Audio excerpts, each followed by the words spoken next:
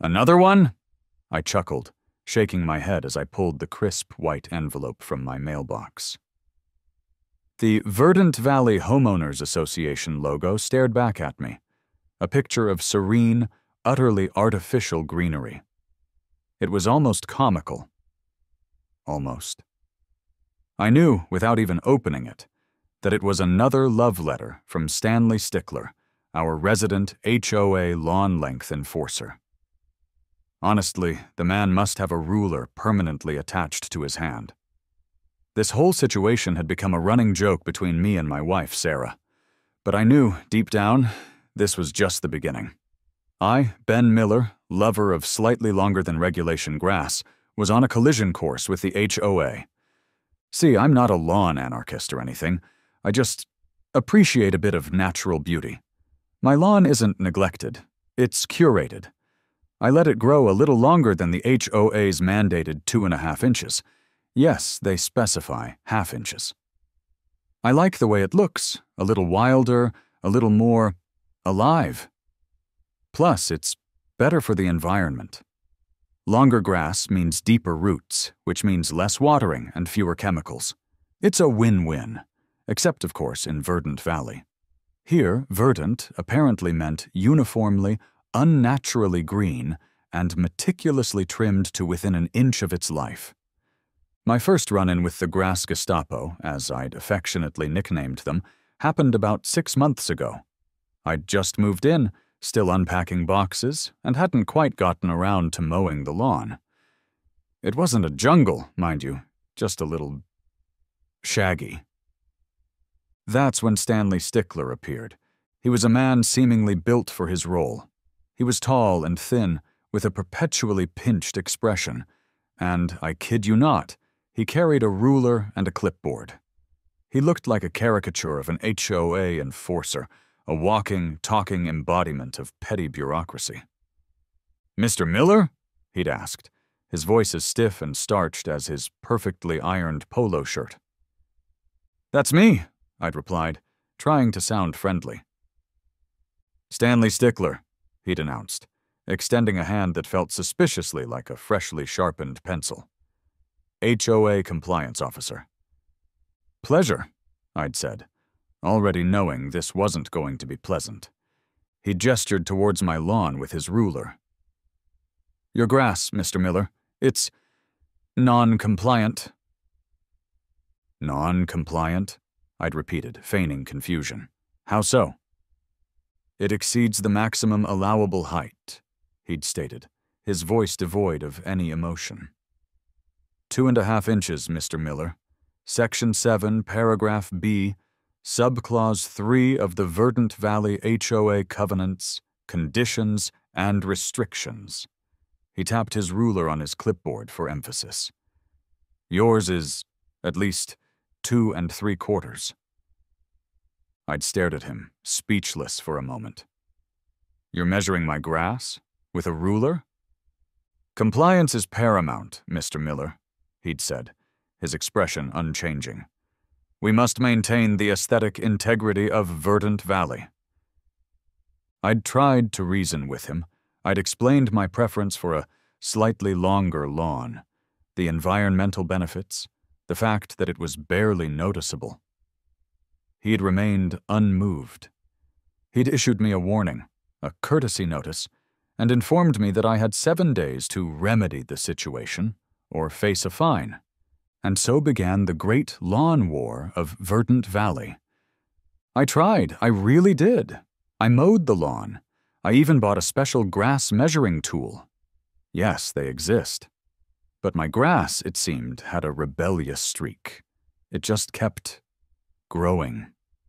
And Stanley Stickler, with his ever-present ruler and his unwavering dedication to lawn conformity, was always there, lurking, measuring, and issuing fines.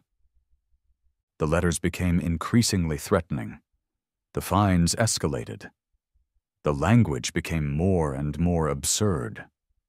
Violation: excessive grass blade length, 0.2 inches over limit. Fine, $50. Violation: non-uniform lawn appearance, presence of dandelions. Fine, $75. Violation: failure to maintain approved turf grass species, presence of clover. Fine: $100. It was a joke. A complete and utter joke. My neighbors, most of whom secretly sympathized with me, or at least found the whole thing hilarious, started placing bets on how long it would take before Stanley showed up with a microscope and tweezers. My internal monologue was a constant stream of sarcastic commentary and frustrated outbursts. Seriously, clover is a violation? It's good for the soil. It attracts bees. It's green. I'd rant to Sarah, who'd mostly just laugh and remind me to pay the fines. She was the practical one. But I was reaching my breaking point. This latest letter, the one I was currently chuckling at, was the final straw. Violation: continued and egregious non-compliance with lawn maintenance standards. Fine: $500. And in bold, underlined letters, failure to comply within 7 days will result in further action, up to and including legal proceedings. Legal proceedings? Over grass? It was insane. It was infuriating. It was time to fight back. And I had a feeling I knew just how to do it. A slow, mischievous grin spread across my face. Stanley Stickler and the Verdant Valley HOA had no idea what was coming. $500. For grass. That was it. The final straw. The breaking point. I, Ben Miller, mild-mannered homeowner and lover of slightly longer-than-regulation lawns, was officially done. Done with the fines, done with the threatening letters, done with Stanley Stickler and his infernal ruler. I wasn't going to conform. I wasn't going to spend my weekends obsessively measuring and trimming my grass to meet some arbitrary, ridiculous standard. They want a perfect lawn? I muttered to myself, pacing my living room. Fine, I'll give them a perfect lawn, but it won't be their kind of perfect. A plan was starting to form. A seed of an idea. A gloriously absurd and rebellious idea. I wasn't just going to fight back. I was going to win. But I needed a weapon. A loophole. A way to have the lawn I wanted and comply with the HOA's rules, or at least appear to. It was time to go to war, armed with the most powerful weapon of all. The HOA bylaws. I was going to find a way to make them regret ever messing with my grass. The thought of Stanley's face, his smug expression turning to one of utter bewilderment and rage, fueled my determination. This was going to be fun. The Verdant Valley HOA bylaws. My nemesis. My Everest. A document so dense, so convoluted, so filled with legalese and petty regulations, it could cure insomnia. But tonight, it was my best friend. I spent hours poring over the pages, highlighting, annotating, searching for any clause, any loophole, any ambiguity I could exploit. I focused on the sections about landscaping, lawn maintenance, and approved vegetation. I read and reread every sentence, every footnote, every mind-numbingly boring paragraph. And then, I found it. It wasn't a specific rule against what I was planning, but rather a lack of a rule. The bylaws were incredibly detailed when it came to live landscaping. The type of grass, the height of the grass, the watering schedule, the approved fertilizers, even the angle at which the grass should be cut. I kid you not. But there was nothing, not a single word, about artificial turf. There was a mention in a completely separate area about maintaining a green lawn, but I could work with that. It was a loophole so big you could drive a riding mower through it. A slow smile spread across my face. Artificial turf, I muttered. They never saw it coming. It was perfect. It was legal, and it was going to drive Stanley Stickler absolutely insane. The plan, when it crystallized in my mind, was a thing of beauty, a masterpiece of passive-aggressive resistance. I wouldn't just install artificial turf, I would create an artificial meadow, A high-end, hyper-realistic, utterly un-HOA-approved meadow. I envisioned a vibrant tapestry of artificial grasses, of varying lengths and textures. I'd have wildflowers, plastic of course, scattered throughout, creating a riot of color. Maybe even a few strategically placed artificial weeds just to push the boundaries. It would be the opposite of everything the Verdant Valley HOA stood for: wild, untamed, and gloriously, defiantly fake. It would be green, technically meeting the green lawn requirement. It would be maintained in the sense that it would require absolutely no maintenance. And it would be, without a doubt, the most unique and conversation-starting lawn in the entire neighborhood. I could already picture Stanley Stickler's reaction.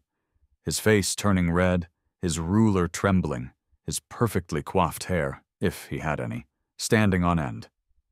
It was a beautiful image. I started researching artificial turf options online. I wasn't looking for the cheap AstroTurf kind. I wanted the good stuff, the realistic stuff, the stuff that would make people question whether it was actually real. I found a company that specialized in luxury artificial landscapes, offering a wide variety of grass types, wildflower mixes, and even realistic ground cover options. Operation Meadow Makeover was a go. It was time to transform my lawn from a source of HOA-induced stress into a symbol of glorious artificial rebellion, and I, Ben Miller, was about to become the most hated and secretly admired homeowner in Verdant Valley. The thought made me grin. This was going to be fun. Finding an artificial turf installer who understood my vision, and more importantly, didn't think I was completely insane, was a challenge. My first few calls were met with polite skepticism and thinly veiled suggestions that I might be better off with a nice, traditional, boring lawn. Then I found Gary. Gary, the owner of Synthetic Scapes, a company specializing in, as his website put it, creating the impossible one artificial blade of grass at a time. He was, to put it mildly, enthusiastic about my project. "So, let me get this straight," Gary said, looking over my rather detailed sketches of the proposed artificial meadow. "You want to replace your entire lawn with fake grass, but not just any fake grass. You want a meadow with wildflowers and weeds?" "Exactly," I said, nodding. "Think controlled chaos. Think naturally unnatural. Think the exact opposite of everything the HOA stands for." Gary stared at me for a moment, a mixture of confusion and amusement on his face. "You're serious?" "Dead serious," I said. "I have a situation with my HOA, and this is my solution." I briefly explained the saga of the grass length, the fines, Stanley Stickler, and my burning desire to create the most aesthetically offensive, yet technically compliant, lawn in Verdant Valley. Gary burst out laughing. "You, sir, are a genius! I love it. This is going to be the most interesting project I've ever worked on. But why the weeds?" "It's the principle of the thing," I explained. "Plus, I think they add a touch of realism, ironically." "Realism," Gary repeated, shaking his head. "In an artificial meadow, I love it. All right, let's do this. But I'm warning you, this is going to be unique." And so, Operation Meadow Makeover commenced. The first step, and the most symbolically satisfying, was ripping out the existing lawn. The perfectly manicured, HOA-approved 2.5-inch tall grass that had been the source of so much stress and frustration. I watched with a feeling of pure, unadulterated glee as the workers tore up the sod, leaving behind a bare, brown expanse of earth. It was like erasing a canvas, preparing it for a new, bolder, more artificial masterpiece. Then came the installation of the meadow itself. It was a fascinating process. They laid down a base layer of crushed rock and sand, ensuring proper drainage, even though, it wouldn't actually need to drain. Then came the grass.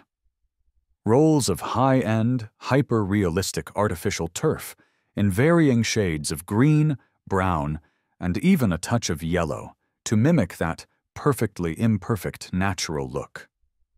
They carefully cut and seamed the turf, creating a seamless, undulating surface. Then came the fun part, the wildflowers. I'd ordered a custom mix of artificial poppies, daisies, bluebells, and even a few strategically placed dandelions, much to Gary's amusement. The workers carefully planted them throughout the meadow, creating a vibrant, colorful, and utterly fake display of natural beauty. The neighbors, of course, were speechless. They gathered on their sidewalks, staring at my yard, their expressions a mixture of shock, confusion, amusement, and a growing sense of, what on earth is that man doing? I even saw a few of them taking pictures. I suspected my artificial meadow was about to become the talk of Verdant Valley. My internal monologue was a constant stream of triumphant pronouncements.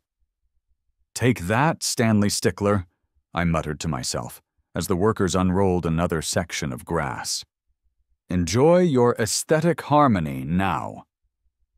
I imagined his face, his perfectly trimmed mustache, I assumed he had one, twitching with rage. It was a beautiful thought. Of course, it wouldn't be a proper HOA story without a minor conflict. And, right on cue, Stanley Stickler himself appeared. He marched up my driveway, his ruler and clipboard clutched in his hands, his expression a mixture of disbelief and barely controlled fury. "Mr. Miller!" he barked. "What is the meaning of this?"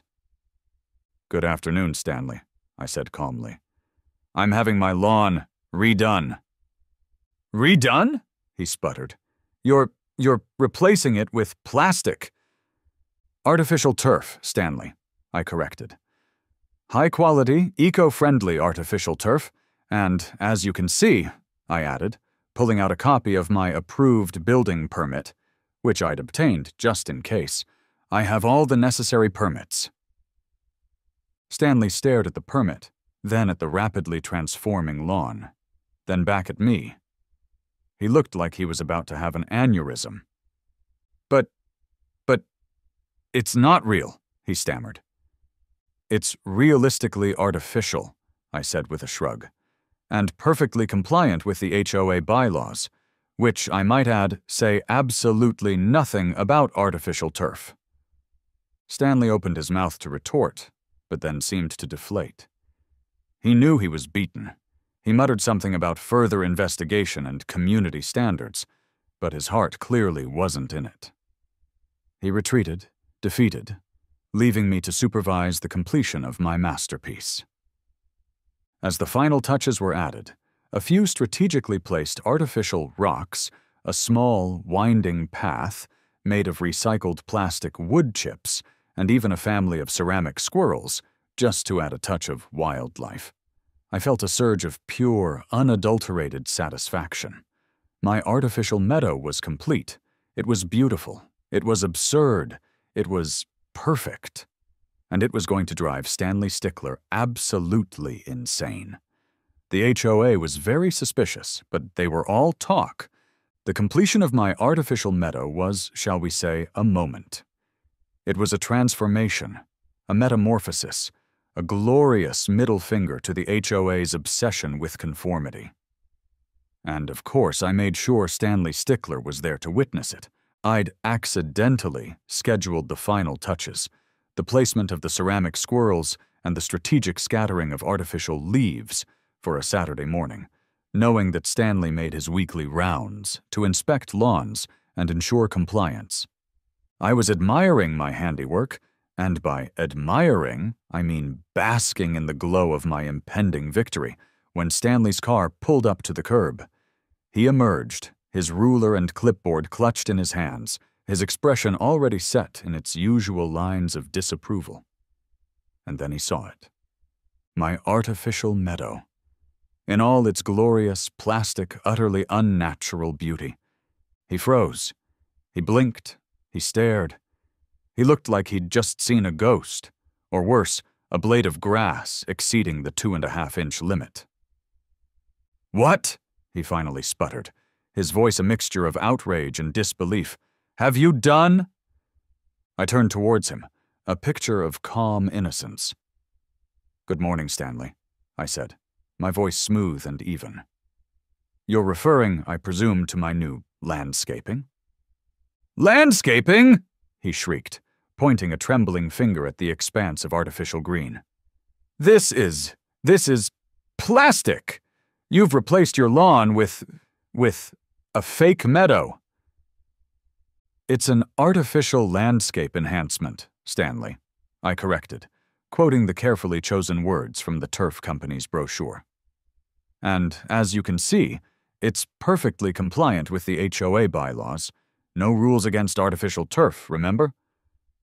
But, it's not real," he stammered, his face turning a shade of red that clashed violently with his neatly pressed khakis.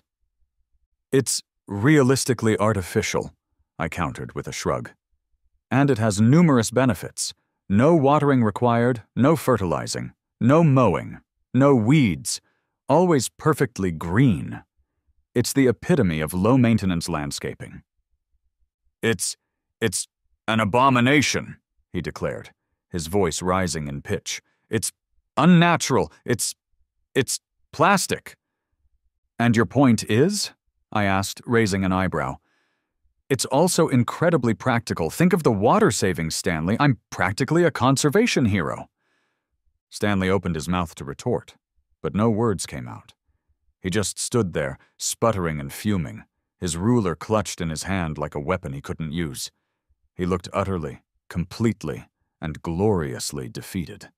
"I'm bringing this to the board," he finally managed to choke out, his voice hoarse. This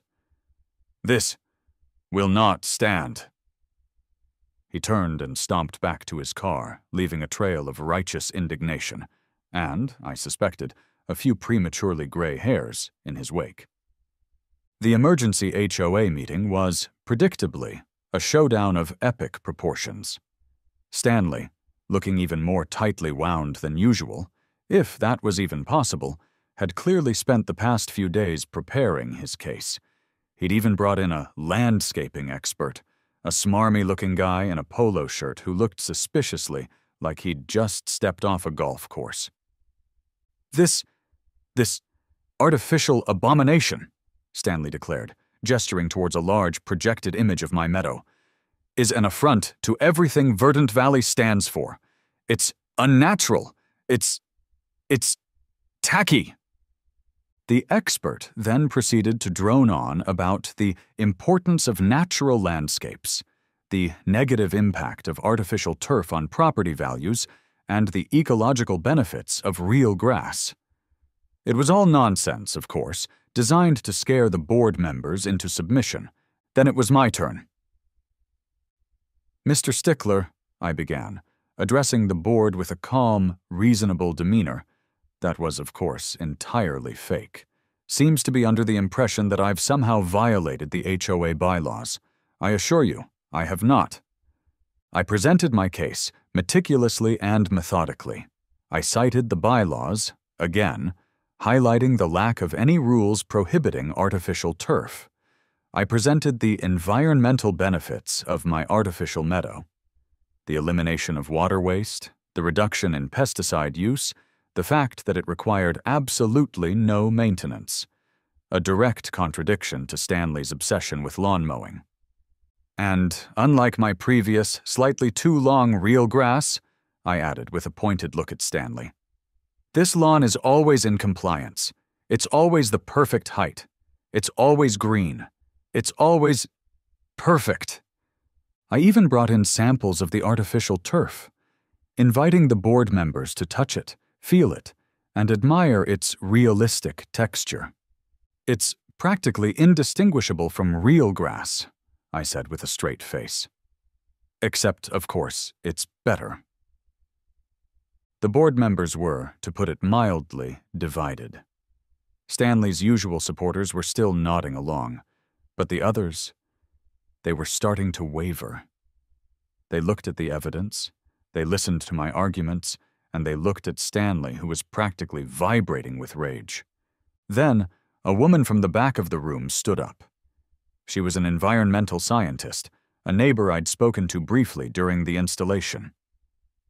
"I have to disagree with Mr. Stickler's assessment," she said, her voice clear and strong. "Artificial turf, especially the high-quality variety Mr. Miller has installed, can actually have positive environmental impacts. It significantly reduces water consumption, eliminates the need for harmful pesticides and fertilizers, and requires no fossil fuel-powered mowing." That was the final blow. The board, facing a potential public relations disaster and a possible lawsuit, voted to table the discussion, pending further investigation.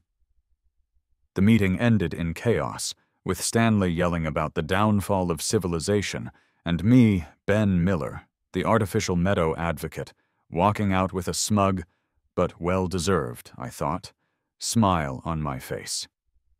Stanley's authority had been completely and utterly undermined. Stanley Stickler, despite his humiliating defeat at the emergency HOA meeting, was not a man to give up easily. He was like a weed in a perfectly manicured lawn, persistent, annoying, and seemingly impossible to eradicate. He might have lost the battle, but he was determined to win the war. Or at least, make my life as difficult as possible. His first tactic was to go over the HOA's head. He filed complaints with the city, claiming my artificial meadow was a zoning violation, a health hazard, and a detriment to the community's aesthetic appeal. City inspectors came, they looked, they shrugged. My meadow was perfectly legal.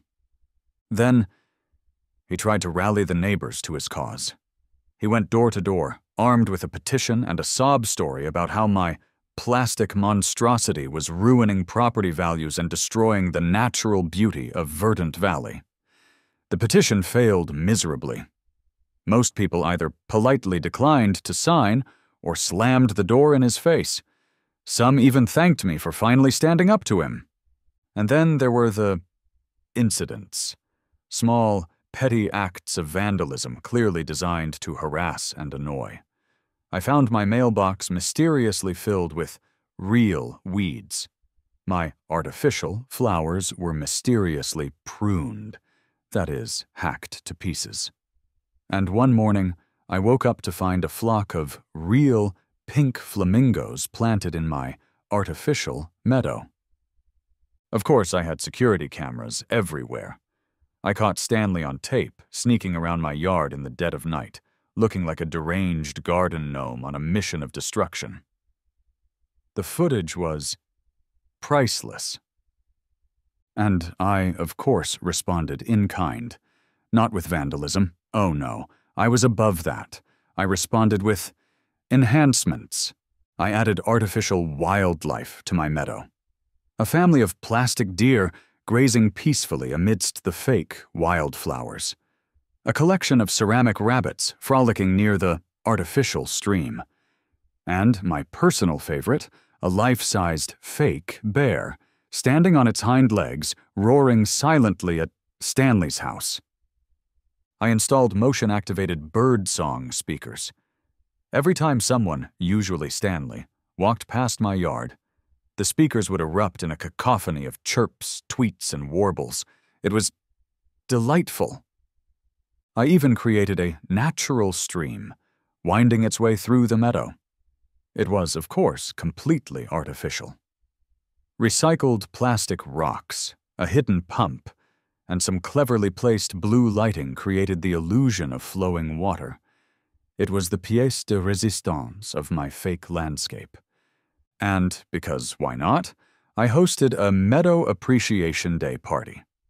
I invited all the neighbors, except Stanley, naturally, put up decorations, plastic butterflies, artificial mushrooms, and a banner that read, "Welcome to Ben's Meadow of Miracles," and served refreshments, including grass cupcakes, green frosted cupcakes with shredded coconut grass. The local news even showed up, filming a segment about the ongoing feud between a homeowner and his HOA, and the unusual landscaping solution that's taking the neighborhood by storm.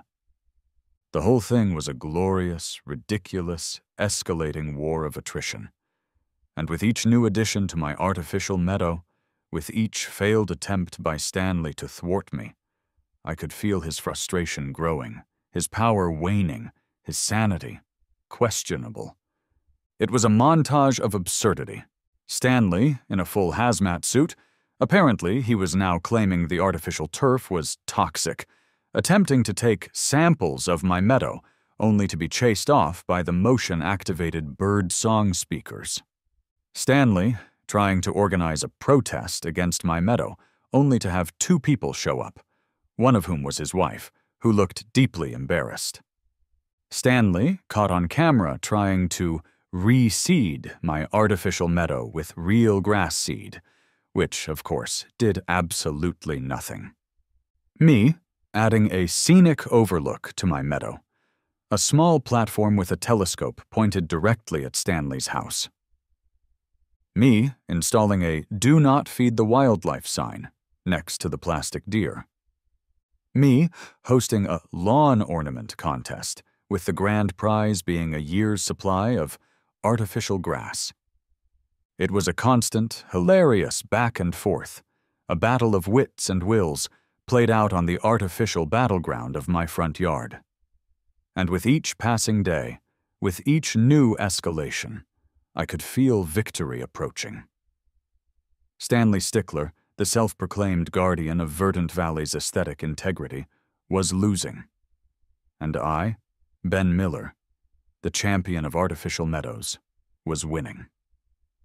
The grass, it seemed, was greener on my side, even if it was plastic.